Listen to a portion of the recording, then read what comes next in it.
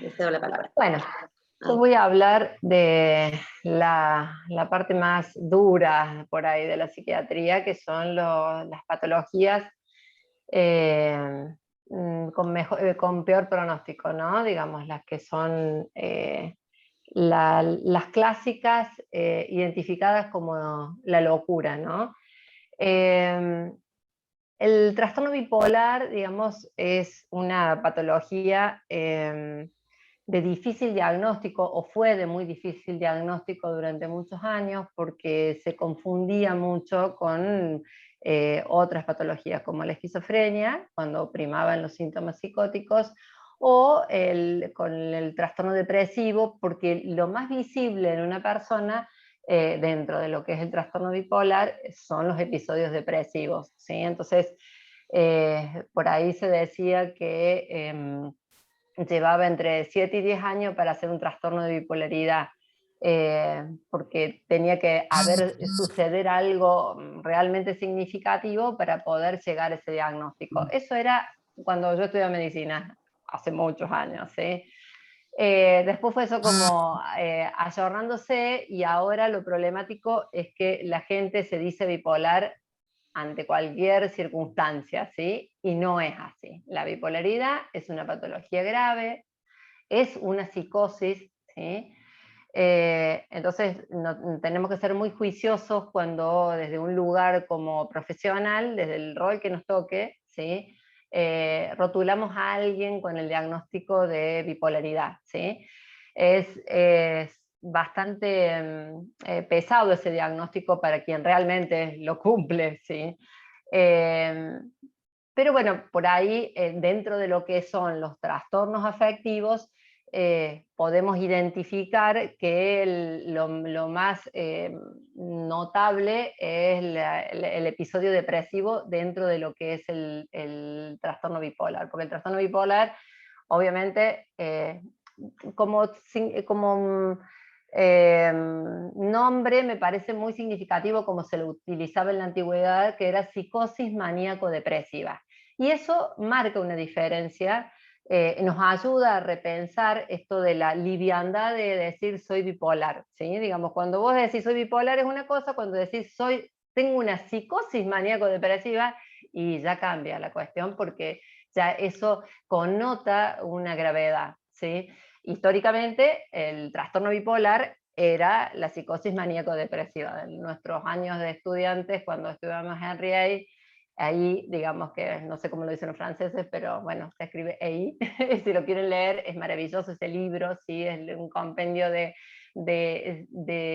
salud mental, de psiquiatría, en realidad es un tratado de psiquiatría que es espectacular porque es totalmente descriptivo, y te ayuda a ver lo que era la psiquiatría clásica, lo que eran las patologías antes de este ayornamiento, de esta popularización por ahí de alguna manera, para decirlo, de lo que son los trastornos psiquiátricos. Y entonces el trastorno bipolar, digamos, tiene, como su nombre lo indica, dos fases claramente identificables. La fase depresiva y la fase hipomaníaca o maníaca. Por la que más se consulta es por la fase depresiva. En la fase depresiva el paciente viene solo. En la fase hipomaníaco-maníaca o hipomaníaca lo trae la familia, ¿sí? Porque está insufrible, insoportable, digamos, cuando realmente estamos hablando de una fase maníaca o hipomaníaca. Son los que llegan a las guardias, los que generan situaciones muy, muy problemáticas, ¿sí? Porque no hablamos de esa pequeña variación del humor, ¿sí? Para eso tenemos otra codificación que uno tiene que diferenciarlo, digamos, cuando hacemos la clasificación de trastornos bipolares, podemos identificar claramente dos tipos, y un profesional que se dedicó a la bipolaridad a nivel mundial, que es Akiscal, metió otro, el tercer tipo de bipolaridad. Y si no, tenemos la ciclotimia. Que yo siempre digo, cuando uno es variable en los estados de ánimo, y si queremos ponernos un diagnóstico, nos pongamos ciclotimia, es como más llevadero, ¿sí? No el, ay, yo soy bipolar, no, ojo con eso, ¿sí? En cambio, la ciclotimia sí es una variación anímica que está dentro de ciertos rangos, digamos, obviamente es una patología, no estamos hablando de una variación normal, ¿sí? Pero sí hablamos de esos estados donde prima lo depresivo, digamos, hay una ondulación, digamos, pero es desde la media para abajo, digamos. Esa es la identificación de la ciclotimia. Como que hay una, que bueno, en los trastornos depresivos uno identifica lo que es la depresión y la distimia, que la distimia es ese estado de permanente malestar sin llegar a ser un cuadro depresivo, ¿sí? En la ciclotimia es esto, es esas oscilaciones anímicas, pero que no llegan a ser de la magnitud de un trastorno bipolar. Dentro de los trastornos bipolares, como dije, hay tres tipos. El tipo 1 es el problemático, ¿sí? Porque generalmente es el que se manifiesta con un episodio maníaco. Y el episodio maníaco es gravísimo, ¿sí? Es un episodio donde el paciente corre riesgo su vida y puede ser problemático socialmente. Puede llegar a tener, digamos, como una significancia social muy, muy grande el episodio maníaco, porque estamos hablando que es muy probable que haya síntomas psicóticos en los episodios maníacos. Ahí, digamos, ese es como el cuadro más grave dentro de la bipolaridad. Cuando uno hace la historia clínica, que eso es después que ya fue internado, que se compensó y todo, digamos, uno puede encontrar que a lo mejor hubo algún síntoma depresivo en algún momento, ¿sí? Pero lo más visible y lo más necesario de tratar, obviamente, es el episodio maníaco. En el bipolar 2 es al revés, es cuando lo que prima es la depresión, digamos que generalmente uno en primera instancia puede llegar a hacer un diagnóstico de trastorno depresivo mayor, digamos, cuando, digamos, si uno no hace una buena anamnesis, una buena historia clínica, digamos, puede quedarse con ese diagnóstico, con el diagnóstico de trastorno depresivo. Pero también cuando escarbamos un poquito, a lo mejor surge que en algún momento de su vida tuvo un episodio donde se patinó todo lo que tenía, digamos, hizo un descalabro sexual terrible, digamos, decir, entonces ya no era tan solo depresivo, había un trastorno bipolar, digamos, escondido ahí, digamos, y es del grupo 2, digamos. Eh, y en el tipo 3, que es la que agrega Akiscal, ahí, digamos, como que se refiere cuando hay le dice demencia temprana, ¿sí? Digamos, donde hay como más cuestiones psicóticas, digamos, es como una cuestión más difusa, ¿sí? Pero lo que prima es más lo psicótico, ¿sí? Y después, como dije, la ciclotimia, que la ciclotimia es bastante inespecífica en cuanto a la sintomatología, porque vuelvo a decir, es muy parecida a lo que sería en cuanto a sintomatología en un diagnóstico de trastorno bipolar, pero que es con menor intensidad y menor gravedad. El trastorno bipolar también tiene una prevalencia bastante, ha ido como, digamos, no es lo mismo que en las depresiones o en los trastornos de ansiedad, donde en estos últimos 10, 20 años a nivel mundial ha sido un estallido, ¿sí? En cambio en esto, como estamos hablando ya de cuadros de tipo psicóticos, digamos, hay como una prevalencia un poquito más estable, ¿sí? Digamos, por ahí también ha aumentado en el trastorno bipolar, porque vuelvo a decir, ahora los trastornos bipolares se los puede diagnosticar. En otro momento era muy difícil diagnosticarlos. Entonces ahora como que se ha visto que en los últimos años, si vemos prevalencia, digamos, a lo mejor ha aumentado y significativamente. En principio no llegaba al 1% y después ahora hablan de un 7%, a mí me parece bastante exagerado, pero están hablando de ese porcentaje. Es una patología que no afecta a tempranísima edad, que eso es para hacer diagnóstico diferencial en la esquizofrenia. Generalmente tiene un inicio más tardío, por lo tanto generalmente la gente que padece un trastorno bipolar ha podido desarrollarse socialmente, familiarmente, y como que después aparece ese trastorno y les coarta la vida, ¿sí? Realmente es problemático cuando se les hace el diagnóstico, porque obviamente no vuelven a ser los mismos que en la adolescencia o en la adultez joven, ¿sí? Pero tiene un inicio más tardío.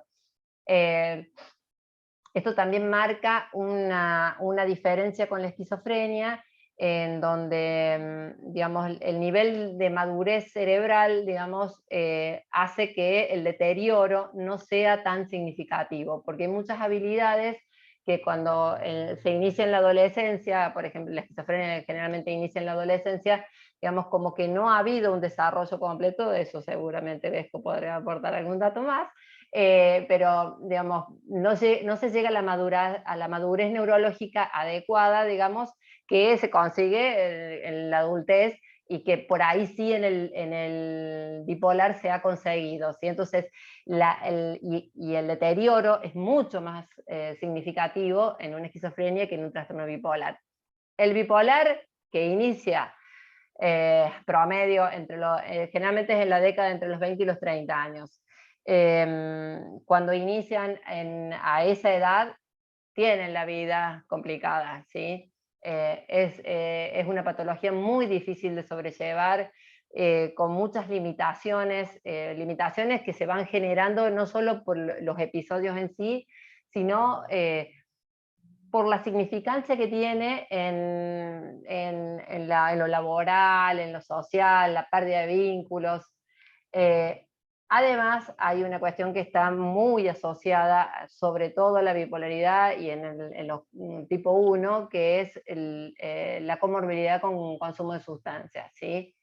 En estos cuadros donde la manía es el modo de expresión, ¿sí? Se asocia con los consumos, porque en esto de los desbordes, ¿sí? Generalmente está el consumo de alcohol o el consumo de algún tipo de sustancia. Entonces es una comorbilidad muy frecuente. Entonces a esto del consumo de sustancias, que a lo mejor ese puede ser el detector, ¿no? Digamos, la gente se desbarranca, empieza a consumir, empieza a tomar alcohol y hace el episodio hipomaníaco o maníaco. En esos casos, digamos, fue como lo que ayudó a desencadenar el cuadro, ¿no? No es que el alcohol lo desencadenó, pero sí fue como el puntapié como para que esto se expresara manifiestamente, ¿sí? En la bipolaridad, digamos,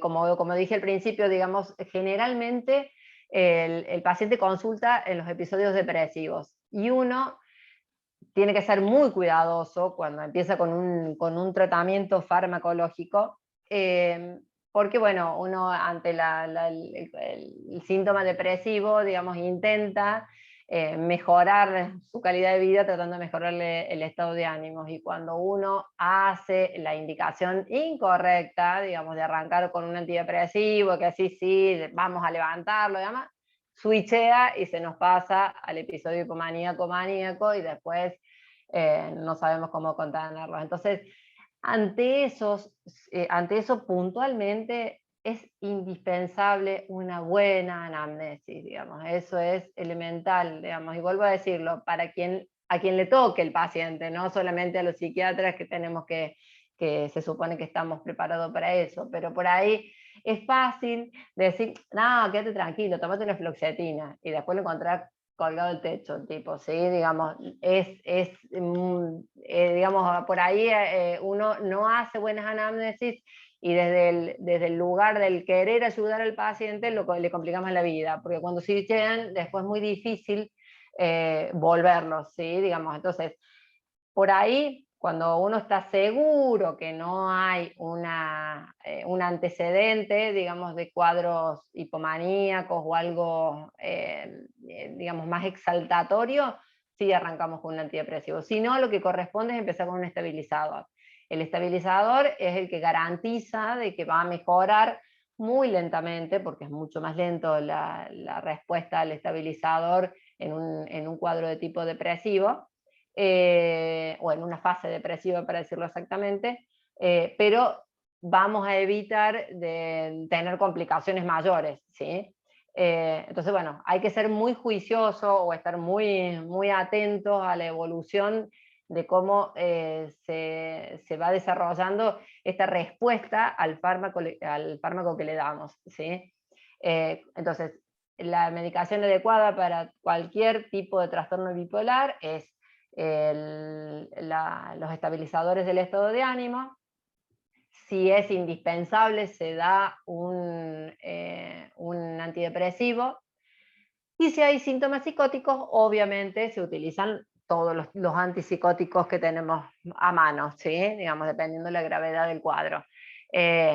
Como dije, si arrancamos con una hipomanía, vamos a arrancar de una con un antipsicótico, ¿sí? Y con estabilizadores, que el que más se utiliza el estabilizador, el mejor estabilizador de la historia es el carbonato de litio, ¿sí? Pero el carbonato de litio tiene ciertas contraindicaciones que hacen que uno por ahí no arranque con ese psicofármaco, porque hay que tener digamos, es bastante perjudicial para pacientes que tienen patologías tiroideas o que tienen algún tipo de patologías renales. Entonces, bueno, hay que ser criterioso en la indicación, pero es el mejor, ¿sí? Después tenemos un montón de nuevos, digamos, como son la lamotrigina, los divalproato, el divalproato de sodio, el proato de magnesio, digamos.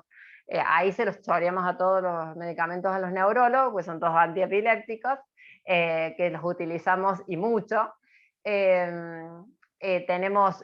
si no, ya recurrimos a los antipsicóticos, que dentro de los antipsicóticos, bueno, ahora está la quetiapina, que es como el boom, digamos, pero digamos, hay que ver en qué estado se encuentra el paciente para indicar la quetiapina. No es la panacea, digamos, ya nos estamos dando cuenta que la quetiapina tiene muchos límites, pero es un recurso muy utilizado. La problemática de los antipsicóticos son los trastornos metabólicos. Entonces nos encontramos con que si podemos evitarlos a la prolongación de la indicación de los antipsicóticos en los trastornos bipolares, ¿sí? También tenemos que evitarlo por todos los medios, que se haga crónico el uso de los antipsicóticos.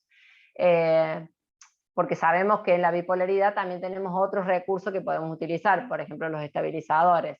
En cambio en la esquizofrenia no nos quedan muchas alternativas. Y además del tratamiento farmacológico, que se utilizan las benzodiazepinas que acompañan, que hay que ser criterioso con eso, porque los bipolares por lo general tienen esto del componente adictivo muy a flor de piel, ¿sí? Entonces si le damos benzo, por ahí se les pega muy fácil y después es difícil sacárselas. Entonces, bueno, hay que ser criterioso con las benzodiazepinas. Eso es el enfoque farmacológico. Después, obviamente, hiper necesario los tratamientos psicológicos, ¿sí? Digamos, sobre todo la necesidad de que haya un abordaje,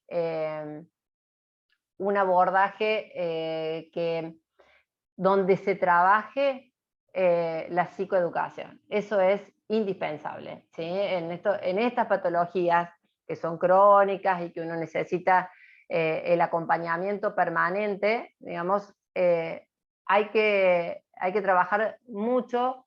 Yo digo como con cualquier patología crónica. Si uno planteara la diabetes, digamos, planteara la hipertensión, sin ir más lejos, que es bastante, o las epilepsias, digamos, donde uno tiene que enseñarle al paciente que su vida no va a ser más como era antes del primer episodio, pero bueno, se puede conseguir una calidad de vida buena si hay un buen tratamiento, y eso es indispensable. Y por ahí remarcar cuestiones que tienen que ver con el compromiso, con el saber de qué se trata lo que tienen, ¿sí? Eso es indispensable.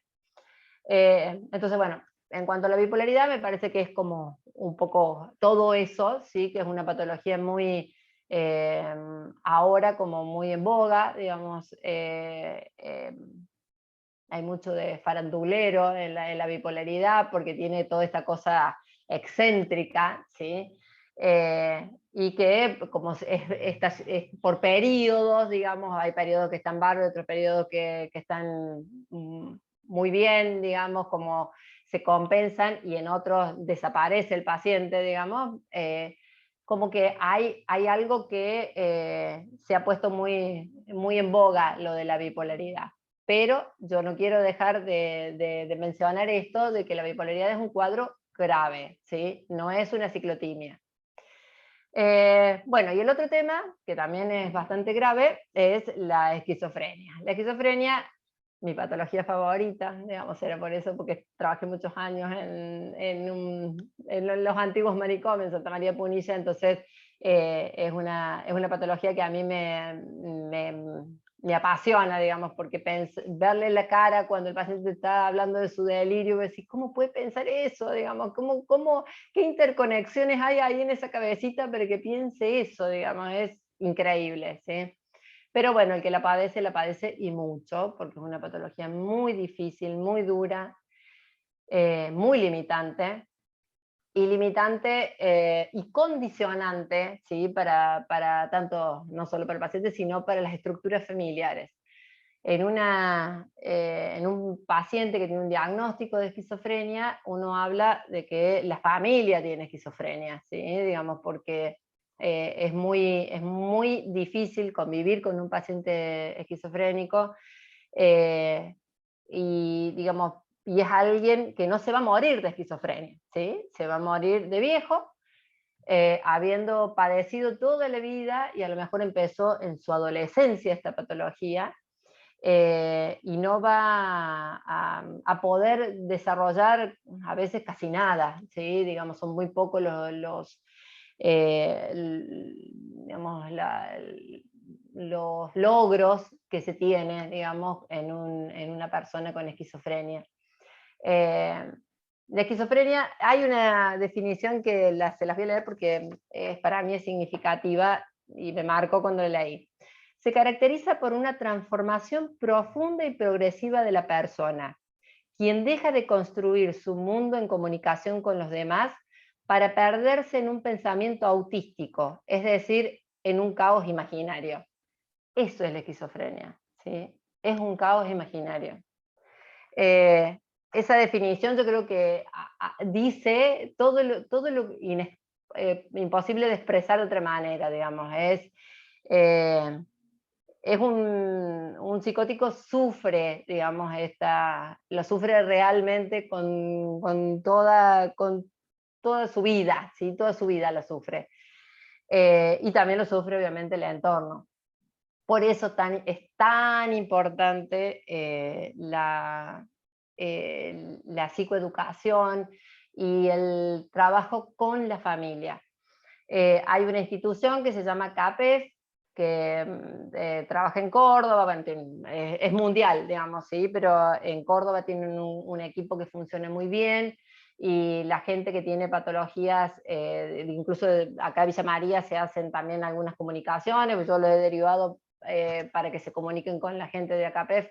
Ellos tienen un hogar de día, funciona fantástico, la verdad que es muy, muy bien, con un tipo que ha puesto su vida a la esquizofrenia, que es el doctor Raimundo Mussolini.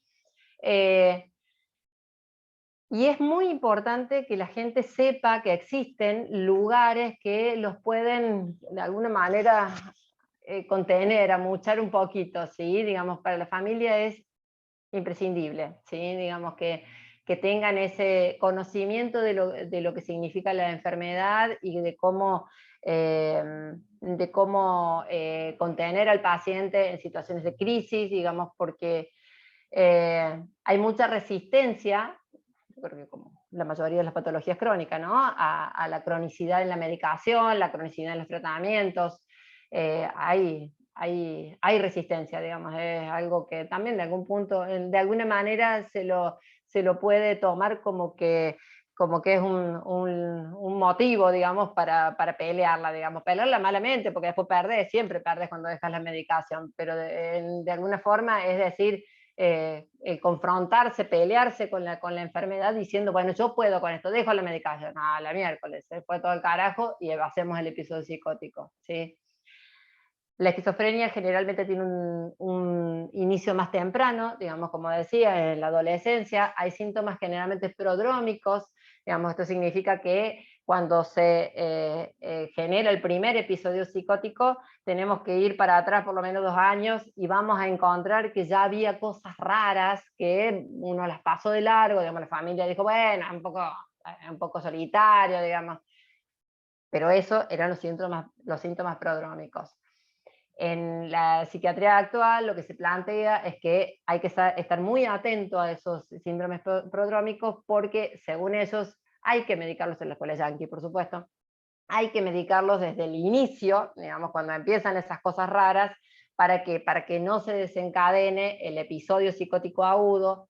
¿Por qué? Porque cada episodio psicótico agudo, acá me pega Vesco, es como una cicatriz en la cabeza, ¿sí? Digamos, que no se ve en los estudios, ¿sí?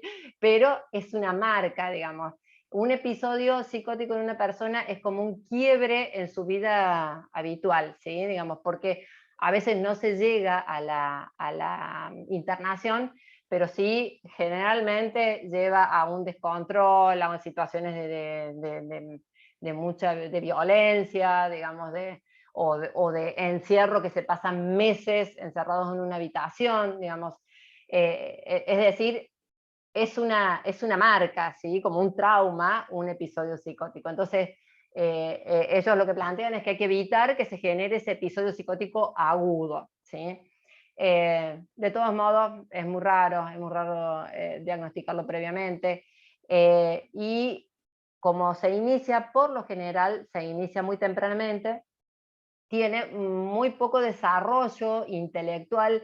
Piensen que agarra en la etapa de la adolescencia, ¿sí? Entonces los chicos ni siquiera han empezado, nunca han tenido un trabajo previo, por ahí están en el secundario, digamos, entonces como que sus vidas quedan así, cortadas a raíz del primer episodio psicótico, que hasta que se asume con esquizofrenia, como esquizofrenia, también lleva mucho tiempo, ¿sí? Ese hacerse cargo de que tiene esa patología que es crónica, progresiva, episódica, que por momento va a estar mejor y por momento va a estar descompensado, que tiene que tomar medicación para el resto de su vida y que son medicamentos horribles, para ponerle un adjetivo, digamos, porque son medicamentos que los engordan, los embotan, digamos, les cambian hasta su imagen corporal, digamos, generalmente cuando empiezan muy tempranamente son como tienen características de personalidad bastante típicos, digamos, la personalidad esquizoide,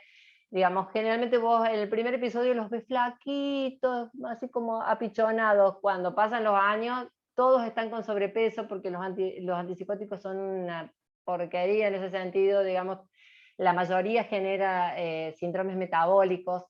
Entonces, bueno, y son medicaciones que no la pueden dejar, ¿sí? Digamos, dentro de lo que más se utiliza, ahora son los antipsicóticos atípicos, que digamos que son los que, insisto, más problemas metabólicos generan, como son la risperidona, la olanzapina, la quetiapina. Digamos, por ahí, si vamos a los viejos, el haloperidol te generaba la disquinesia tardía, que es el temblor, el tiqui, tiqui, tiqui, tiqui, del paciente psiquiátrico ese que se mueve así, digamos, en forma permanente, eso lo generaba el haloperidol. Los actuales no lo generan, pero generan otros problemas, ¿sí? Entonces, bueno, es como enseñarle al paciente y a la familia, digamos, que es necesario concientizarse para que asuma que esta patología es forever, ¿sí? Que no se van a curar más, ¿sí? Pero que pueden vivir relativamente bien, ¿sí? También acá es importante la psicoeducación, como dije al principio. La psicoterapia es una psicoterapia diferente, no es una psicoterapia obviamente donde vamos a sentar a hacer asociación libre, ¿sí? Digamos, tiene que ser mucho más, no sé si cognitivo-conductual, pero sí con el trabajo más en lo cotidiano, en los hábitos, en el remarcar qué son las cosas que son prioritarias, digamos. Y es muy importante el trabajo en grupo, ¿sí? Que eso también es un problema porque es difícil, no hay muchos grupos como estos de AKPF en Córdoba. Acá en Villa María, el lugar donde trabaja bien, que realmente hay que sacarle el sombrero a los chicos del hogar de día, depende de la municipalidad, está al lado de la asistencia pública, que es un lugar donde recurren personas con diagnóstico únicamente de esquizofrenia. Y ellos tienen ahí una contención, bueno, era muy bueno porque iban todos de lunes a viernes, iban todas las mañanas tenían talleres y almorzaban y después se iban. Bueno, ahora con la pandemia eso se suspendió, por supuesto, las chicas iban y hacían visitas domiciliarias, pero no con la continuidad que tenía antes. Ahora se ha retomado y vuelven a tener algunas actividades, algunos días van haciendo burbujitas también ahí, ¿sí? Pero bueno, a lo que voy es que requiere de un modo de tratamiento que por ahí es difícil conseguir, digamos, porque no hay. La prevalencia de la esquizofrenia en la población mundial es del 1%, ¿sí? Entonces, digamos, también es cierto que no tiene una implicancia tan importante a nivel estadístico. Entonces, bueno, como que no se le da mucha bola, pero realmente quien está en esa situación es muy problemático porque no se sabe a dónde recurrir. Es muy interesante lo del trabajo que hacen los acompañantes terapéuticos con esta patología, ¿no? Digamos, es de muchísima ayuda tener una T, ni hablar de un terapista ocupacional, digamos, es maravilloso, digamos, es una patología que en buena medida, si se trabajara multidisciplinarmente, funcionaría mucho mejor, porque si, por ejemplo, si tuviéramos un fisioterapeuta que le hiciera conectarse con el cuerpo desde otro lugar, digamos, evitar que aumente tanto de peso, digamos, son cosas, todas las disciplinas confluyen en mejoría hacia un esquizofrénico. En la realidad, en lo cotidiano, no, el esquizofrénico está solo y de casualidad, pues a lo mejor recibe tratamiento farmacológico. Es lo único que se consigue, digamos. Entonces las familias quedan como también como muy desprotegidas ante esta situación, ¿sí? Doc, la molesto, nos quedan los últimos 4 minutos. Muy bien, bueno, apasionante. Como verán, es un tema que me encanta, ¿sí? La verdad que tomando todo el recorrido, digamos, pasamos de los trastornos de ansiedad, que me parece que son los más comunes, que últimamente estamos viendo. Las chicas, por ahí las secretarias se cansarán de ver el diagnóstico trastorno de ansiedad, trastorno de ansiedad, trastorno de ansiedad o trastorno depresivo, son los que más indicamos, ¿sí? Esas son las dos patologías que más vemos en los consultorios. En el ámbito público no, a lo público llega lo grave, digamos, yo tengo muchísimos pacientes con diagnóstico de trastorno bipolar y bipolares graves, ¿sí? Y las esquizofrenias, digamos, llegan al hospital. Es rarísimo que nosotros en nuestro consultorio privado tengamos pacientes esquizofrénicos, así contadito con los dedos de la mano, ¿sí? Pero bueno, ese es un recorrido como para que vean qué amplio, y nos quedamos en 4 patologías nada más de todo el DSM, ¿sí? O el CIE-10. Y nos faltó, ¿sabe que nos faltó, Fer, mencionar una causa de muerte de los trastornos el suicidio, de salud mental? ¿por qué? Y ahí todas las que hemos hablado, menos el trastorno de ansiedad está menos relacionado, pero tanto el trastorno depresivo como la bipolaridad y la esquizofrenia, en principio, digamos, la estadística dice que el 10% de los esquizofrénicos se suicidan. y más del 40 tienen intentos autolesivos graves, porque el esquizofrénico no se toma una pastillita, se va a clavar un puñal y se va a hacer un 7, ¿sí? Digamos, va a asegurarse el suicidio, ¿sí? Entonces, digamos, el suicidio en las patologías psiquiátricas, bueno, es un capítulo aparte, ¿sí? Pero en nuestra cotidianeidad es frecuente y muy grave. Desde ya los episodios autolesivos 10 minutos. son a la orden del día. Bueno, yo te agrego, Fer, que sí. Actualmente, en los últimos años, muere 1 millón de personas por suicidio en el mundo y en Argentina 3.500 personas. Y la mayoría son, por lo menos en Argentina, en el sector jóvenes entre varones. 15 a 40 años. Y jóvenes varones. El 80% Villa María son tiene una varones. estadística altísima en suicidios. Es una de las más altas de la región. Villa María y San Francisco. Bien, ¿algo más? ¿Alguna duda, alguna consulta? ¿Alguien que quiera preguntar algo? Nos quedan los últimos 2 minutitos. Nada, ya está, ya cerramos. Agradecerles a todos, principalmente a los disertantes. Ha sido muy interesante. Uy, 9:15, nos fuimos al carajo. Perdón. No, es que fue muy interesante, en serio. No nos dimos cuenta del paso del tiempo, así que... No sé si alguien quiere aportar algo, quiere consultar. Sí, da para mucho más largo, ¿no? Evidentemente, las 4 patologías que han tocado, pero justo yo había notado, la pregunta era esa, el riesgo real de suicidio, tanto en depresivos, y bueno, porque nosotros lo vemos mucho también en epilepsia, el riesgo de suicidio en pacientes con epilepsia también es alto, es de las patologías neurológicas con mayor incidencia de suicidio, ¿no? Entonces, ¿qué detectan ustedes en el consultorio como para tener nosotros en cuenta, como para saber derivar a tiempo? Muchas veces nos tocan, por así que el paciente tiene patología dual y bueno, el paciente viene a la consulta neurológica por su epilepsia, pero a su vez cursa una depresión y va al psiquiatra y ustedes saben mismo, lo han tocado el tema del tabú que es ir al psiquiatra, ¿no? Entonces, por así el paciente se centra en su epilepsia y deja de lado su riesgo, digamos, su depresión, con el concomitante riesgo suicida, ¿no? Entonces, ¿qué tenemos que detectar nosotros los neurólogos a tiempo para saber derivar y, bueno, y saber prevenir esto, ¿no? Que lo vemos realmente en los pacientes con epilepsia? También no tengo la estadística en la mano, Diego, en este momento, pero el riesgo de suicidio en epilepsia es alto también. Sí. Se va a cortar, se va a cortar. Perdón. Se corta. Perdón, que lo vamos a dejar en el aire.